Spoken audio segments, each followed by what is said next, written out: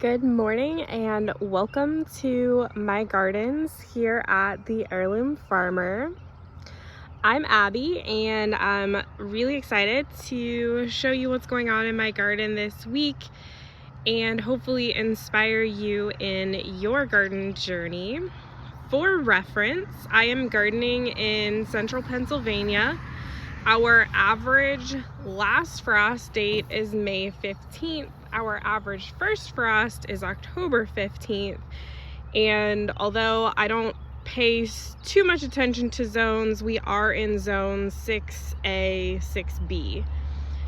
So if you are gardening in a similar area, you can plant and tend your garden similarly to what I'm doing. And I really hope to share with you things that will help you enjoy your garden as much as I enjoy my garden. So I'm just going to show you what I've been working on and what's going on in my garden. And if you have any questions, please comment below and let me know, especially if there's something that you're struggling with in your garden. I would love to try and help you out. If you've seen my other videos, you will remember that this bed here is where we had the mini tunnel. It was on for April and May, and we took it off at the beginning of June once the weather started to warm up. We've had an interesting weather spring, lots of rain, 13 inches of rain since May 1st. And it's been kind of cool, although we haven't had a frost since April 16th, which is really unusual for us. It's been cool and rainy since then. We did have a stretch of warm, hot weather last week and things really grew. So in this bed, we have lettuce at the end that we've been harvesting from since April. This one is starting to bolt. That's why you can see that it's getting tall. That just means that it is starting to flower so that it can set seeds, and that's just the natural life cycle of lettuce. Sometimes I will let them flower and bloom. It's good for beneficial insects to have lots of things blooming in the garden. If you want to save seeds, that's also how you would save seeds, is let the lettuce bloom, flower, and set seeds, and then you can save the seeds from it. So this one I'm actually going to let go, but I've been harvesting others so that they don't bolt and go to seed. We've got beautiful carrots here. I'm gonna let them go a little bit longer before I harvest those. They're still on the small side, although I've had some visitors to the garden that we've been sharing carrots with because that's super fun. Got a little bit of kale tucked in here and kohlrabi, which is a super funky looking yet beautiful plant in the brassica family, so with cabbage, kale, Brussels sprouts, cauliflower, things like that. I have found that of all of the plants in that family, I have the fewest pest problems on kohlrabi, which is one of many reasons I grow kohlrabi. It's also very quick to mature compared to other brassicas, but very rarely do I have pest problems on kohlrabi. You can still plant kohlrabi. You can succession plant it all through the season, right up until a few weeks before our first fall frost. So if you want to give it a try, you can get transplants from our greenhouse, or you can sow seeds and try that out in your garden. I'm going to be cooking some in a stir fry for our meal this evening. This is sweet alyssum. You can see the hoverflies are all over it. They are loving it, and a lot of beneficial insects love sweet alyssum, and so I always interplant it in my garden. I know some places sweet alyssum can be invasive, but it is not a problem here. So I love growing it in my garden. We've got an assortment of beets. Oh, and back to the hoverflies and the sweet alyssum. If you have problems with things like aphids, tomato hornworms, really any pests, hoverflies can help keep those populations in check. And that's just one of many things I do to garden naturally. I do not use any pesticides, even organic pesticides. This is a kale plant that was here from last year that I also let it flower, and you can see the hoverflies are on that and enjoying that as well. All right, so I've got beets here that I direct sowed back in April. We've been harvesting 1 or 2 beets every few days. I like to harvest them as we are ready to eat them because they stay the freshest and best tasting that way. These are a golden beet, which I really love. We've been slicing those up and eating them in salads.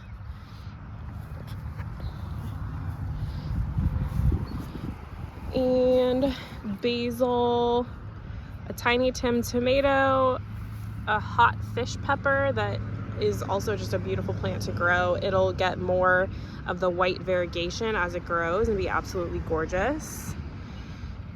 Some chard.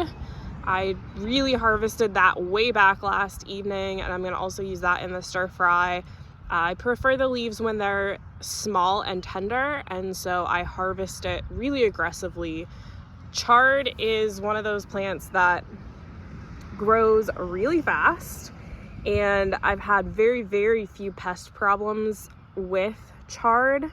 My challenge has always been using it, cooking with it, or eating with it, but I've been learning a lot of great ways to use chard, so it has become a very reliable staple in our garden. This is Alaska nasturtium, which is absolutely gorgeous, and you can eat the leaves and the flowers, and they have a peppery flavor, but I primarily grow it for the beauty and for encouraging beneficial insects with the blooms. And then I'm planting this geranium here just for some beauty. There's a goofy snail up there, kind of crazy. So that's what's going on in this bed, and as we harvest the beets and the kohlrabi, the lettuce, which there was lettuce here, so as we're harvesting things out of this bed, I'm planting in warm season crops like the tomatoes and peppers. I'm going to plant in some beans and a few other plants as we go to succession plants. And over here in this raised bed, I had some lettuce bolts here that I pulled out, and then we've been harvesting a lot of lettuce. This dill is amazing. Look at the stalk on that. Like, this dill is growing really well. It's huge. I direct sowed these back in March, and they have done really well. I use some dill. I use dill when I make pickles, but a lot of times I just grow this for the beneficial insects. I let it bloom. I use it for pickles, and that's primarily why I grow dill. We've been harvesting scapes off our garlic, and it's doing really well. I have some more kohlrabi I tucked in here. I like to keep plants like lettuce and kohlrabi and other transplants on hand that I can just be tucking into open spaces in my garden. I do that all season long, and that really helps maximize our space. These are Desiree peas, a purple potted pea. They are beautiful. Their blooms are so pretty.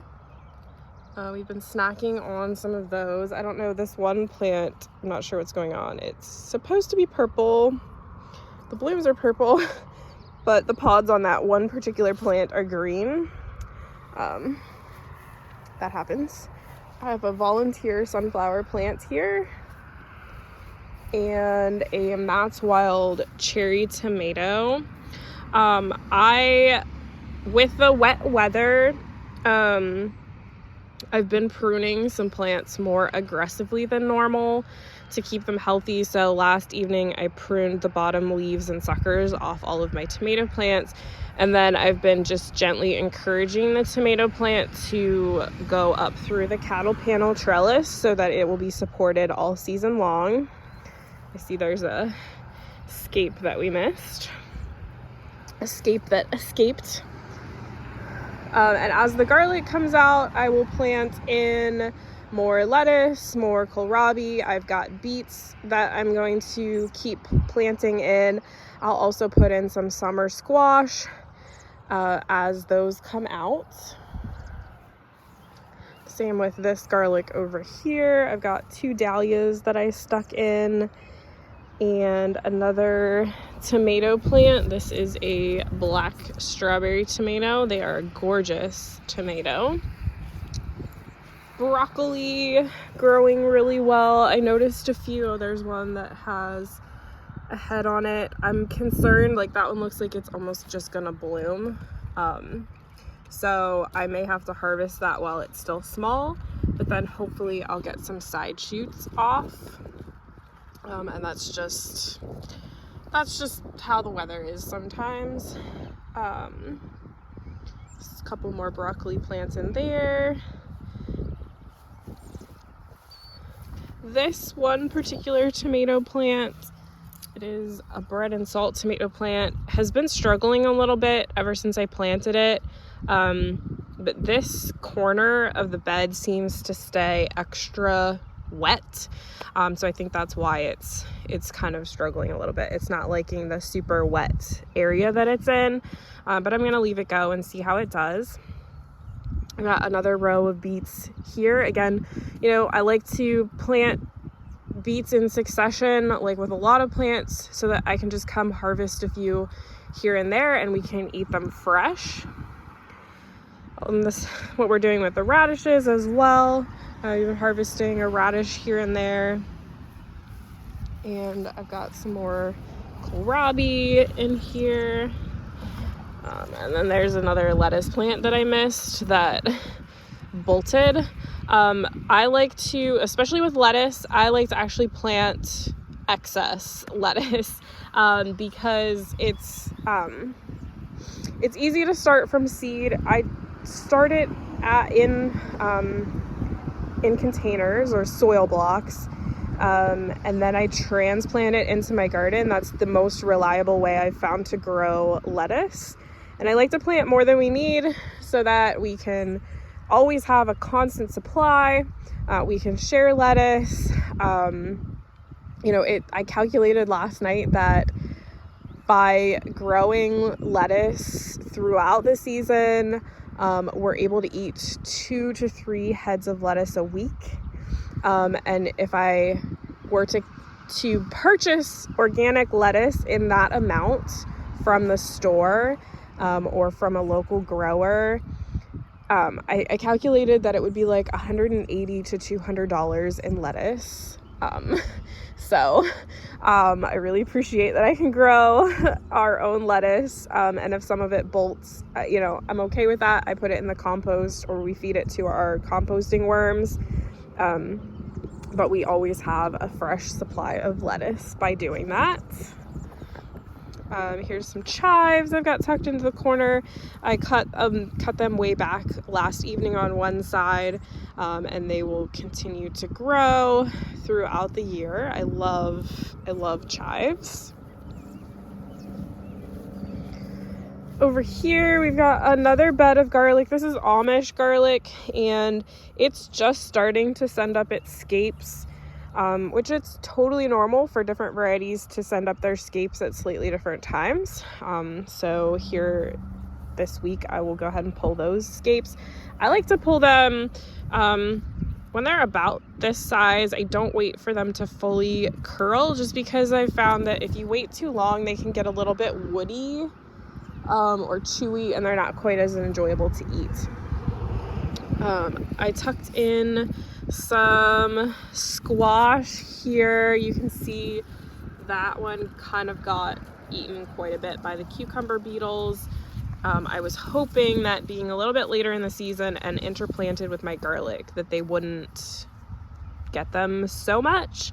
But they're definitely still, the cucumber beetles are definitely still after them, which I'm going to show you a couple things with that in the garden tour. Speaking of that, these are cucumbers I planted down along the trellis, and then I covered them with Agribon 15. It's a lightweight insect cover to protect them from the cucumber beetles.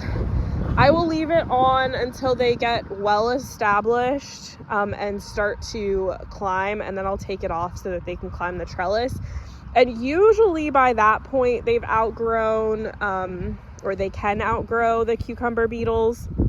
And I've also noticed later in the season I have fewer problems with cucumber beetles. So I just have that laying right on them and held down with some rocks and boards so that it doesn't blow away. But if you struggle with cucumber beetles, I do recommend trying insect covers. I don't like them. They don't look great in the garden, and they're a nuisance to put on and off, but sometimes they're necessary to get a good crop of cucumbers or squash. So I will do that. Again, not ideal. Now, I have found that by succession sowing, putting in bigger transplants, and usually my plantings later in the summer are much more likely to thrive and not be eaten by the cucumber beetles. So I'll keep planting. This was a broccoli plant that I got randomly planted here, and some dahlias behind it. Some more kohlrabi tucked in. I think that might be cauliflower I tucked in. I had some, oh no, that's cabbage. Some cabbage I tucked in there. And with garlic especially, and growing so much of it, it's taking up a lot of space in our garden, but that's okay. We use a lot of it and we enjoy cooking with it. But because it takes up a lot of space for such a long time, I mean, it's been here since October, and I probably won't harvest it until the beginning of July, so that's a long time. I like to interplant with it. So I showed you the zucchini that I have over there interplanted with it, and by the time that zucchini really starts to grow and spread, I'll be pulling the garlic out. I did a row of carrots here. I sowed the carrots just on the surface of the soil, and then I put an old board down over top of them to hold in consistent moisture, which hasn't been a problem this year. But to hold in consistent moisture, and also because the seeds are so tiny and I direct sow them, the board actually protects them from getting washed away in the rain. But then as soon as I start to see germination, I take the board off so that they can start to grow. So that is a trick I've learned with carrots. And again, by the time they start to grow, the garlic really grow and get big, the garlic will be gone. I tucked in a banana pepper, and then I also direct sowed a row of beans through there. Same thing, by the time they start to bush and grow, the garlic will be gone. That is my vole trap. I've caught quite a few voles this spring. And now the population seems to be in check. I've not had any issues with the voles. There may still be a few around, but I haven't seen any damage or issues with them. But I've left the traps out. In this garden bed, got one random garlic that volunteered. Lettuce that's doing really well, and this will be the lettuce that we eat a lot of this week. Yep, you guessed it, more kohlrabi and cabbage. Again, I came through last evening and I kind of took out a bunch of the lower leaves or leaves that were really eaten a lot of to just keep the garden clean, to add to my compost, and to help reduce things like slugs. When there's no leaves laying on the ground, the slugs don't have as much space to hide. and that helps. And then I also checked for cabbage, what is the word I'm looking for cabbage moth caterpillars. So I've been checking for those. But I wanted to note actually about garden size and tending your garden. So I have found that by having a smaller garden space, I have grown more food. It's been more productive and way more enjoyable. And just for reference, I spent 2.5 hours last evening, 2 very enjoyable hours last evening in the garden. And in those 2.5 hours, I push mowed all around the beds. I went through each bed and I pulled any weeds that I saw. I harvested anything that needed harvested. I trimmed and pruned. And really just, tended everything, checked for pests, gave everything a lot of attention. And it was just, slow, enjoyable pace, really enjoyed being out here. And in 2.5 hours, I was able to go through every single garden bed and give it the attention that it needs. And by having it in that manageable amount of time and size, my garden has been so much more prolific and productive than in the past when I had larger gardens that I just couldn't manage, I couldn't keep up with, and would end up just getting frustrated and not having a very nice harvest. So scaling back, using no dig, learning other methods like really planting densely and interplanting, I've been able to have a much more enjoyable and successful garden in a smaller space. Also in here, I've got onions that I started from seed, sage that smells so good, another volunteer sunflower, and then sugar snap peas, which are so good. If you have kids that don't like veggies, or if you don't like veggies, try sugar snap peas and eat them right from the garden. Just eat the pod and everything. They are so delicious, so good. We love snacking on those. They're a really good, fun thing to grow, that everybody can snack on and find that, hey, maybe you actually do really like veggies. You can grow peas in the fall, so if you didn't plant peas this spring, that's okay. You can do a fall crop of peas. I have a tomato here. Oh, this is a Sunrise Bumblebee tomato. That's my favorite cherry tomato. Again, you can see that I pruned the bottom up and I will train it up through the trellis. And this is oregano over here. I've been trimming back part of it, and then this part I'm actually going to let that bloom for pollinators. And I've got some space here that I'm going to start filling in. I have some basil, calendula, sweet alyssum, cucumbers, and melons, and that's what I'm going to start planting into empty spaces. This bed over here is entirely Amish garlic, and then once that comes out, that's where I'm going to put in a lot of my fall crops, fall brassicas. I may do a section in squash. And then back here, this is the bed that I added this spring using no dig methods, just layering the hay and straw and then compost. And compost is another thing that has made a dramatic difference in the success of my garden. If you struggle to grow things, if you think you have a brown thumb, or if you're frustrated with your garden, chances are you may just need more compost.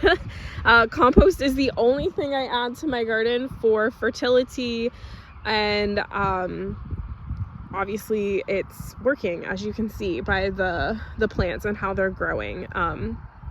So I highly recommend using no dig methods and adding a lot of compost to your garden. It can seem overwhelming to get started when you're like, wow, I need a lot of compost. But it's well worth it. And really, you only need a lot of compost to establish a bed, which is one reason I encourage people to start no dig.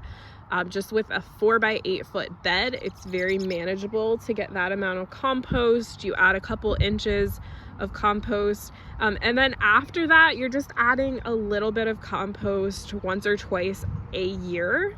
And so it's much more manageable to add compost that way. But that's what I do for my garden fertility, and I recommend trying that. Now, this was a fail-ish. I mean, I didn't do anything wrong, but I think because of the 13 inches of rain that we've gotten, I planted jade bush beans here between these two stakes, and 2 came up. And I really think that the seeds just rotted in the ground, which is another reason that I've been planting more and more from transplants. I've never done beans from transplants, but I just started a few at home in soil blocks, and I'm going to see how those transplants do. Although the other bush beans I direct sowed did fine, these did not. So I think that was because of the wet weather. I've got more tomatoes along here that I've pruned, and I'm starting to train up through the cattle panel. And random brassicas that I've got scattered in between. This looks like it's gonna be broccoli. I don't know if you remember from my video a few weeks ago, this tomato plant got like completely munched off, I think by a deer or a rabbit. So I just left it to see what happened, but I replanted another tomato beside it, and it actually came back and it's thriving. So I'll probably let them both grow there for a while, and I think they'll be totally fine growing like that. Some nasturtium planted in there, and then lettuce. Again, like I mentioned, I tuck lettuce in anywhere that there's spaces. Always try to have a few lettuce transplants waiting and ready to go in so that I can tuck them into open spaces. And I've really been focusing on planting varieties of lettuce lately that do well in heat or warmer temperatures. If and when we ever get warmer temperatures, we will still have lettuce to eat every week all season long. This looks like cauliflower maybe. I sowed some cosmos there, some apricot lemonade cosmos. I can't wait for those to bloom. This is my next succession of beets that I transplanted from soil blocks. Pepper plant and a tiny tomato. Another pepper plant, another succession of kohlrabi. I sewed some bachelor buttons and then promptly ran my hoe over there because I forgot. So I don't know if they're going to come up. It looks like there might be 1 or 2 coming up there, but I'll probably have to plant something else in there. The weed I missed. I had to be careful direct sowing into my garden because that's not the first time I've hoed over something. Garlic and pepper, lettuce and peppers here. This is a King of the North pepper, which is a bell pepper suited to our climate, which is something else I wanted to mention. With the weather challenges this year, but also every year, one of the best things you can do is choose varieties of plants that are best suited to your climate. You're going to have much better success when you grow something that is already genetically created to grow and thrive in our environment. And I don't mean genetically created in a lab. I mean, like, it's genetics, natural genetics, from, you know, years of growing and the seeds being saved and the natural genetics that plants have. They can become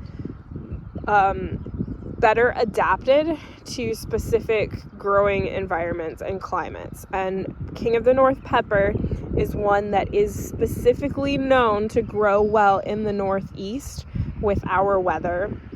And it's one of the few bell peppers that I've successfully gotten a really nice harvest from, which is why I continue to grow it. It always produces nice red bell peppers. So choose plants that will naturally thrive wherever you are gardening and growing. I like having the different colors and styles of lettuce because it just looks beautiful. More onions. That one's really starting to bulb up. I grow long day onions from seed. That's how I've had the best success. I never really had great success starting the onions from sets. So I grow them from seed. I start the seeds in January in soil blocks, and I use long day onions, which are best for growing in the northern hemisphere. And I won't get into all of the science behind that, but they start bulbing up based on day length.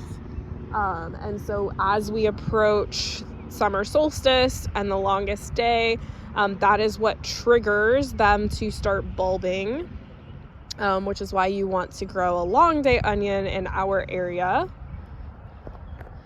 More lettuce, Aunt May's Bib lettuce, which is a local lettuce.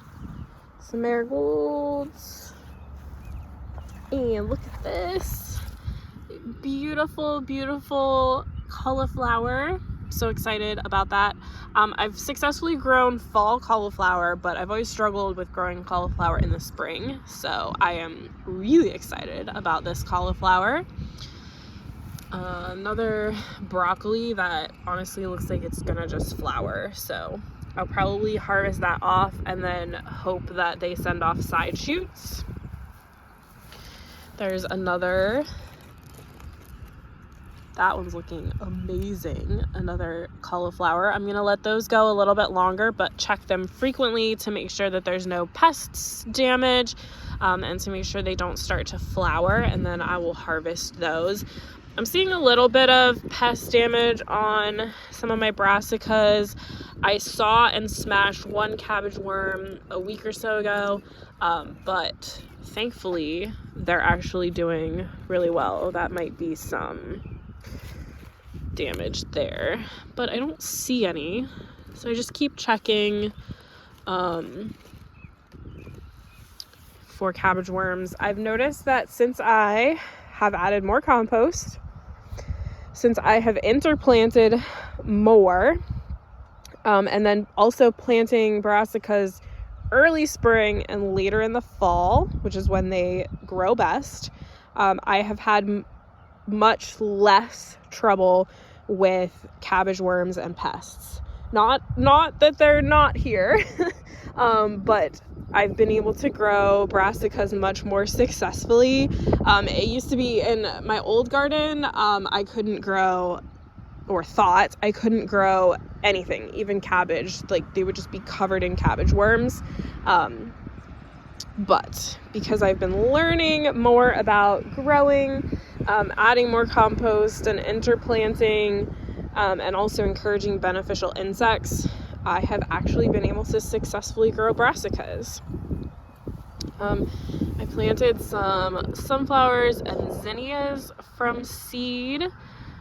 I was not sure how they would do with slugs and pests, but they're doing okay. I also have some zinnias growing in soil blocks that I will transplant out. There's a lot of plants that are best direct sowed and others that are best transplanted, but I have been more and more transplanting just because I have fewer problems with pests when I transplant out larger seedlings, and because, you know, I tend to hoe over things. It has been working for me to do transplants, and you add to your productivity in your garden when you have the transplants. So, you know, as soon as I'm taking or harvesting a crop, I can be putting in a transplant that very same day, and really increasing the amount of food that we can produce in a small space. I need to weed this area here, but I was waiting to make sure I didn't accidentally pull up any cosmos, but pretty much now I can identify where they are, so I'll come in and weed this. Some more lettuce, some skyscraper sunflowers that I tucked in. That is some type of volunteer crickybit. A dahlia, that dahlia is doing really well. A few of the other ones are struggling. Some more skyscraper sunflowers. And this is an interesting story. So 2 weeks ago, I planted out a bunch of squash and cucumbers, and I didn't cover them or anything. I was just like, well, let's see how they do with the cucumber beetles. And I planted these early straight squash here. I had some regular zucchini here and some cucumbers down here, and then also cucumbers over in the raised bed. And of those plants that I transplanted, these are the only ones left. The cucumber beetles just had a feast and ate my beautiful seedlings, which was super sad and frustrating, but I kind of knew better. I should have covered them.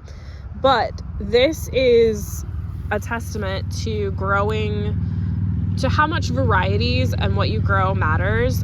So you can see these had a lot of damage, and they do have a lot of damage to the stem, so they may not survive. But the fact that these are starting to put on new leaves and grow better is pretty impressive, and it tells me that, oh yeah, so that's, maybe they're not going to survive. But I do know there are varieties that cucumber beetles don't like as much, and these are obviously still here. This one, the stem looks fine on, so it may survive and thrive. We shall see.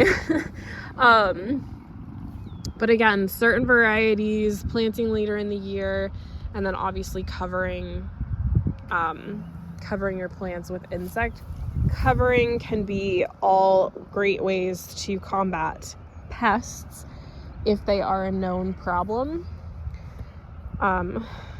So that's what I've got going on with the cucumber beetles. Here's some of the first cabbage I planted. It's looking great. I keep checking. That one's starting to form its head. I keep checking for pests, and so far so good.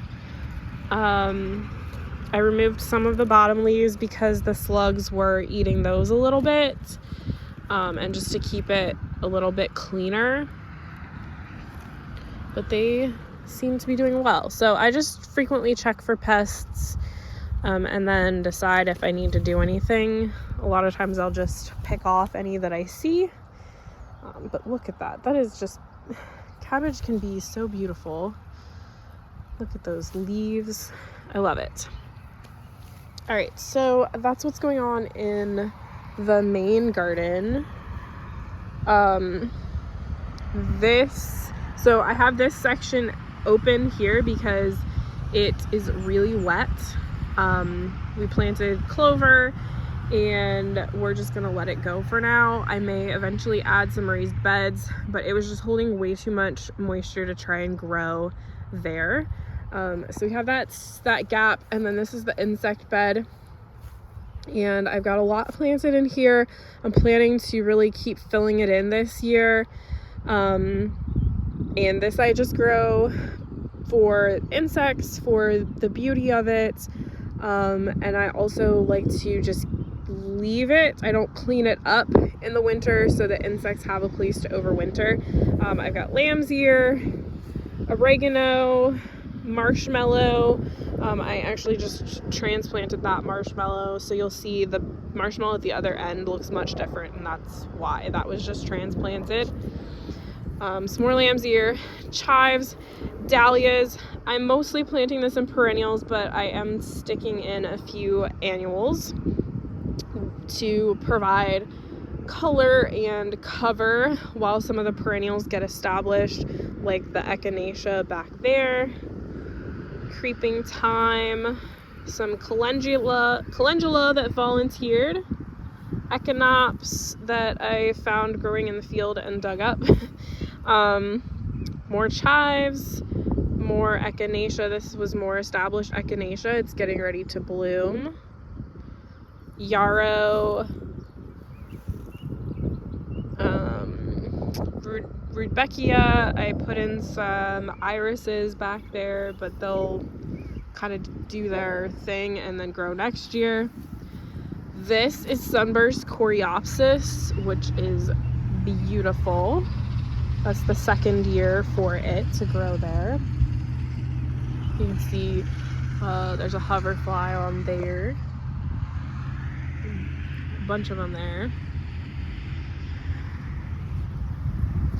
Some chamomile, yarrow, that looks like a Queen Anne's lace in there, borage, which is an annual, but it readily self-sows, bee balm or wild bergamot, and here is the other marshmallow. This is the marshmallow that has been there since last year. It is huge, and it's getting ready to start sending out its blooms. It's kind of like a hollyhock, or at least that's what I think of when I see it blooming. Some more oregano, catnip. I don't know why my catnip is struggling so much this year, so I'm probably going to plant some more of that, and some more irises. But like I said, I've got a bunch more perennials that I'm going to be adding in here this year so that it's full. My goal is to have it just full of perennials for the insects, but also by being full, I won't have to weed it nearly as much because the perennials will shade out any weeds that try to germinate. And then back here, this is my food forest bed that I'm prepping. I want to have like a big food forest or big perennial food permaculture, whatever you want to call it, bed. But as I have learned, it is best to start small and then expand, especially because the most work is getting a bed established and getting it weed free. And then once you get to that maintenance point, it's much easier and less time consuming, but start small and go from there. So I have this section, it's probably 4 foot by 12 foot, and I'm gonna start adding in some perennials. I want to add some berries and other perennial vegetables and herbs to really fill this in, and then as I get this established, then I want to continue expanding it. But this is my start. So I actually had a compost pile here, but I took that, I used all that compost, and then I put down hay really thickly, and then I put compost over top of that, and the green that you see in there is not wheat, well, it might be a few weeds, but it's from mowing last evening. So I will hoe that a couple times to take care of any weeds that do germinate and come up, and then I'm going to start planting that, which I'm super excited about. And then these are the compost piles over here. I use the hay bales because that's what we have an abundance of because we make hay, but I use them as the sides of my compost. This compost pile here was from last fall, so I added into it last fall. It's been there, I turned it once, and then I'm hoping that it will be ready to use in a month or so. And that's what I'll use to start new beds. And then this is the compost pile that I've been adding to this spring. It needed a little bit more green material, so I added some more green material to that. And then I'm going to stop adding material to that so it can start to mature and hopefully be ready by fall. And then this is where I'm going to be adding from now until fall. I'll be adding materials to this compost pile. I am not a compost expert, but I've been learning, and this has been what's working well for me. And because I have found that adding compost makes such a huge difference, I have been really focused on making my own compost to save money, and to ensure that there's no chemicals or problematic things in the compost. So that is what is going on in the garden right now. I'm going to continue planting, continue filling in space and succession planting different crops all the way through the summer. And I'll continue planting perennials all the way through the summer.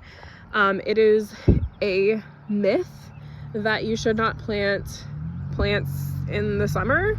If it's super hot and dry, you're going to want to make sure you water them and give them a little extra care. But you can plant plants successfully all season long. So give yourself some grace. Don't feel like you have to rush and get your garden and flower beds planted all at one time. You literally have all summer and fall to continue planting and enjoy it. And that's what I'm going to be doing, is just planting and harvesting and growing and filling things in all season long. And it's so much more enjoyable than trying to get your garden in all at one time. If you have questions, please let me know. I would love to help you have a thriving and successful garden. If you learned something from this video or just got some enjoyment from it, I would love if you would go subscribe to our email list. That is the best way you can support our family farm and more of these videos. So go to theheirloomfarmer.com. That's the heirloom, HEIRLOOM farmer.com, and subscribe to our email list. I would really appreciate it. And let me know if you'd like to see more videos or if there are specific gardening topics you would like videos on. All right, thank you and God bless.